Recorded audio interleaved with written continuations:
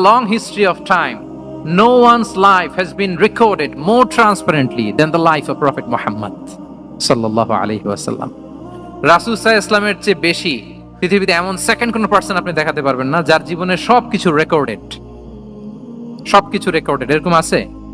ঘরে কি করেছেন, বাইরে কি করেছেন, স্ত্রীর সাথে কি করেছেন, বন্ধুর সাথে কি করেছেন, সাহাবাদের সাথে কি করেছেন, শত্রুর সাথে কি করেছেন, অল আর রেকর্ডেড।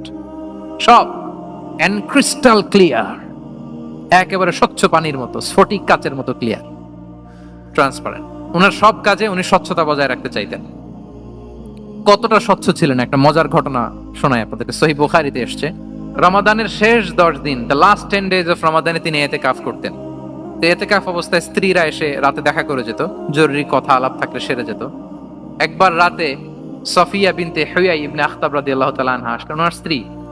কথা হলো এবার ওনাকে একটু এগিয়ে দিবেন। মসজিদ থেকে রাসূল সাল্লাল্লাহু আলাইহি ওয়াসাল্লাম বারান্দার দিকে পাশ দিয়ে আসলেন এগিয়ে দেওয়ার জন্য। ইন দ্য মিন টাইম হঠাৎ দুইজন আনসারী সাহাবী পাশ দিয়ে হেঁটে যাচ্ছেন। রাসূল সাল্লাল্লাহু আলাইহি ওয়াসাল্লাম আম্মাজানকে বিদায় দিবেন এখানে। হঠাৎ করে তিনি আওয়াজ করে বললেন, আলা রিসলিকুমা, এই দাঁড়াও। ওই সাহাবী দুইজন রাসূল সাল্লাল্লাহু আলাইহি ওয়াসাল্লামের সাথে কে এটা টের পায় নাই, বুঝতে পারে নাই। বোরকায় আবৃত কোন এক নারী দেখে রাসূল আর ওই নারীকে দেখে তারা আরো দ্রুত গতিতে হাঁটতে শুরু করে দিচ্ছে, আমরা চলে যাই এখান থেকে। দেখেন রাসূল সাল্লাল্লাহু আলাইহি ওয়াসাল্লাম নিজের অবস্থানকে ট্রান্সপারেন্ট করার জন্য বললেন, আলা রিসলিকুমা, দাঁড়াও। দাঁড়ালেন। তখন রাসূল সাল্লাল্লাহু আলাইহি ওয়াসাল্লাম বললেন যে, ইন্নাহা উম্মুকুম সফিয়া, আমার পাশে যাকে দেখতে পাচ্ছ বলে দেয়া ভালো যে সে কিন্তু অন্য কোনো নারী নয়, সে তোমাদের মা উম্মুল মুমিনিন সফিয়া। সাহাবারা বলে, সুবহানাল্লাহ ইয়া রাসূলুল্লাহ, ইয়া রাসূলুল্লাহ, এ কেমন কথা? আপনি কেন আমাদের কাছে জবাবদিহি করতে যাচ্ছেন বা ক্লারিফাই করছেন?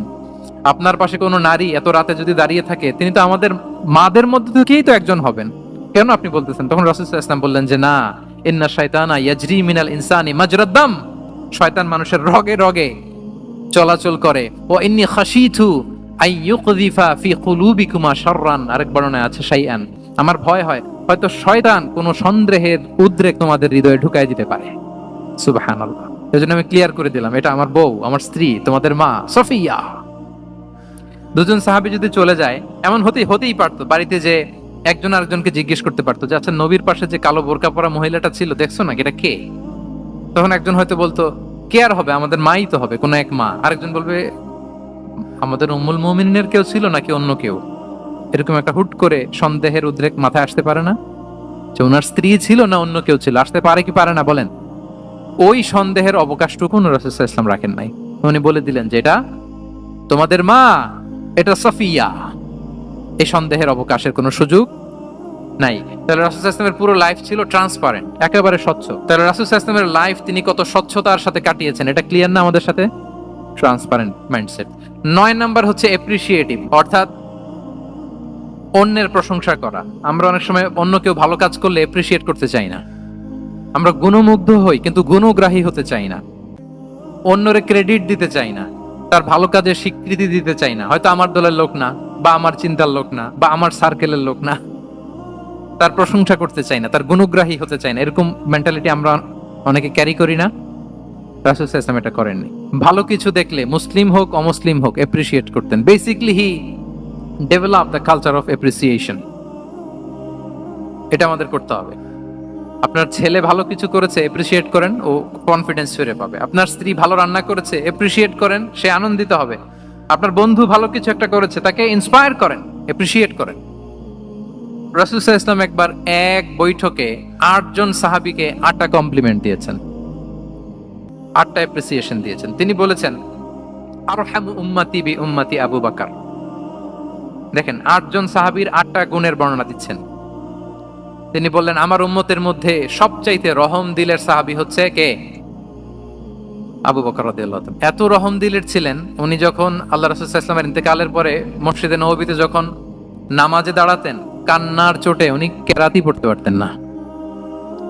কমপ্লেইন করতো সাহাবারা যে আমরা তো কেরাত বুঝি না, একটু স্পষ্ট করে পড়েন, কান্না একটু থামান। কেন কাঁদতেন?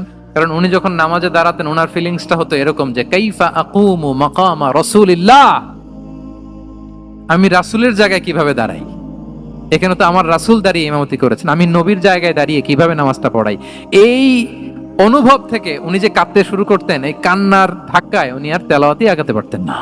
আরহামু উম্মতি বি উম্মতি আবু বকর। আমার উম্মতের মধ্যে সবচাইতে রহম দিলের হচ্ছেন আবু বকর। ও আসাদুহুম ফি আমরিল্লাহি ওমর, দেখেন প্রশংসা করতেছেন। আর আমার উম্মতের মধ্যে আল্লাহর দিন বাস্তবায়নে সবচাইতে কঠোর হচ্ছে ওমর। মুনাফিকরা ওনাকে জমের মতো ভয় পেত, ইভেন শয়তান ভয় পেত। রাসূল সাল্লাল্লাহু আলাইহি ওয়াসাল্লাম বলেন, ওমর তুমি যদি এই রাস্তা দিয়ে হাঁটো, শয়তান যদি দেখতে পায়, শয়তান এই রাস্তা রেখে দিয়ে অন্য কোনো রাস্তা থাকলে ওইটা দিয়ে হাঁটে। সুবহানাল্লাহ। আমাদের অনেক সময় এমন হয় না যে আমাদের বাচ্চারা, ছেলে মেয়েরা খেতে চায় না, আমাদের নাতি নাতনিরা খেতে চায় না, মায়েরা খাবার নিয়ে পেছনে পেছনে ঘুরে, আর তখন ভয় দেখায়, এই রাত্রিবেলা তাড়াতাড়ি খাও, ওই যে বাঘ আসবে বাঘ, বিড়াল আসবে বিড়াল, তাড়াতাড়ি না খেলে কিন্তু ভূত আসবে ভূত, এরকম বলেন আপনারা? বলেন না? এ দায়িত্ব তো আপনাদের কাঁধে থাকে না? তো ওই যে আমাদের বোনরা বলতে পারবে, বোনরা খাবার নিয়ে ঠিকই রাত্রিবেলায় বাচ্চাদের পেছনে পেছনে এরকম দৌড়াতে হয়। তো কি বলতে হয় যে এই ভূত আসলো ভূত, ওই যে বিড়াল আসলো বিড়াল, কুকুর আসলো, এগুলো বললে বাচ্চারা আবার ভয় পায়, তাড়াতাড়ি করে খায়। তো মদিনাতেও মদিনার বাচ্চারা খেতে চাইতো না। তো খেতে না চাইলে মায়েরা ভূত আসতেছে, ভাল্লুক আসতেছে এগুলো না বলে বলতো, হা হুয়া ইয়াতি উমর, ইয়াতি উমর, তাড়াতাড়ি খাও তাড়াতাড়ি খাও, ওই যে ওমর আসতেছে ওমর। সুবহানাল্লাহ বিহামদি ওয়া আশাদুহুম ফি আমরিল্লাহি উমর। আল্লাহর দ্বীন বাস্তবায়নে সবচেয়ে কঠোর ছিলেন ওমর রাদিয়াল্লাহু তাআলা আনহু। ওয়া আসদাকুহুম হায়াআন উসমান, সবচেয়ে লাজুক সাহাবী ছিলেন উসমান রাদিয়াল্লাহু তাআলা আনহু। শুধু অর্থ বলে যাই। ওয়া আকরাউহুম লিকিতাবিল্লাহি উবাই ইবনে কাব, সবচেয়ে কোরআনের ভালো কিরাত পড়তে পারতেন উবাই ইবনে কাব।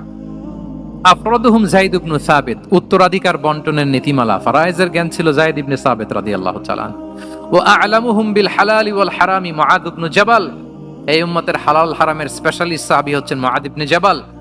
আলা ওয়া ইন্না লিকুল্লি উম্মাতিন আমিনান ওয়া আমিনা হাযিহিল উম্মাহ আবু উবাইদা ইবনুল জাররাহ, সব উম্মতের একজন বিশ্বস্ত লোক থাকে, এই উম্মতের সবচাইতে বিশ্বস্ত লোক হচ্ছে আবু উবাইদা ইবনুল জাররাহ। দেখেন 8 জন সাহাবীর 8টা গুণের কথা বললেন। আচ্ছা, রাসূল সাল্লাল্লাহু আলাইহি ওয়াসাল্লাম যখন সাহাবীদের প্রশংসা করেছেন, ওই সাহাবীদের কেমন লেগেছে বলেন তো? ফিলিংসটা ভালো লেগেছে না? হৃদয়ে জুড়িয়েছে, ইন্সপায়ার্ড হয়েছেন, মোটিভেটেড হয়েছেন। সাহাবীদের মধ্যে সবচাইতে সুরেলা গলার কণ্ঠের অধিকারী ছিলেন আবু মুসা আল-আশআরী রাদিয়াল্লাহু তাআলা। তো রাসূল সাল্লাল্লাহু আলাইহি ওয়াসাল্লাম একবার রাত্রিবেলা তার বাসার পাশ দিয়ে যাচ্ছিলেন, দীর্ঘ সময় ওনার কণ্ঠের তেলাওয়াত শুনলেন। পরের দিন সকালে বললেন যে আবু মুসা, তুমি তো চমৎকার গলায় তেলাওয়াত করো। আবু মুসা বলে, ইয়া রাসূলুল্লাহ, আমি তো কোনোদিন আপনার সামনে দাঁড়িয়ে তেলাওয়াত করি না, আপনি কি করে জানলেন? রাসূল সাল্লাল্লাহু আলাইহি ওয়াসাল্লাম বললেন, গত রাতে তুমি যখন তেলাওয়াত করছিলে, আমি তোমার ঘরের পাশ দিয়ে যাচ্ছিলাম, আমি মনোযোগ দিয়ে শুনেছি। আবু মুসা বলে, ইয়া রাসূলুল্লাহ, আপনি আমার তেলাওয়াত শুনতেছেন, ওইটা জানলে তো আমি ফজর পর্যন্ত তেলাওয়াত চালিয়ে যেতাম, হাত্তাল ফাজর আমি তেলাওয়াত চালিয়ে যেতাম ইয়া রাসূলুল্লাহ। আল্লাহ রাসূল সাল্লাল্লাহু আলাইহি ওয়াসাল্লাম তখন বললেন, লাকাদ উতিতা মিজমারান মিন মাজামিরি আলি দাউদ, হে আবু মুসা, দাউদ আলাইহিস সালামের গলায় আল্লাহ তাআলা যেমনি সুরের ঝংকার দিয়েছেন, এই উম্মতের মধ্যে তোমার গলায় আল্লাহ সেই সুরের লহরী ঢেলে দিয়েছে। বলেন, এই এপ্রিসিয়েশন যখন রাসূলের মুখ থেকে পাইলো কেমন লাগবে ওনার? এখানে ধরেন আপনি কেউ হাফেজে কোরআন শেখ সুদাইস যদি বলে যে মাশাআল্লাহ মাশাআল্লাহ আনতা কারিউল কুররা, আপনাকে যদি এটা বলে কেমন লাগবে আপনার? হ্যাঁ, সারা দুনিয়া তো এটা বলে বেড়াবেন যে শেখ সুদাইস আমার রেসিটেশনের প্রশংসা করেছে, খাবার ইমাম আমার প্রশংসা এপ্রিসিয়েট করেছে। আর স্বয়ং রাসূলুল্লাহ সাল্লাল্লাহু আলাইহি ওয়াসাল্লাম যখন বলে তোমার গলায় আল্লাহ সুরের ঝংকার ঢেলে দিয়েছে, তখন ওনার কেমন লেগেছে? এজন্য আপনার ছেলে মেয়ে, স্ত্রী, বন্ধু, আপনার সার্কেলের কেউ কোনো ভালো কাজ করলে কৃপণতা করবেন না, এপ্রিসিয়েট করুন।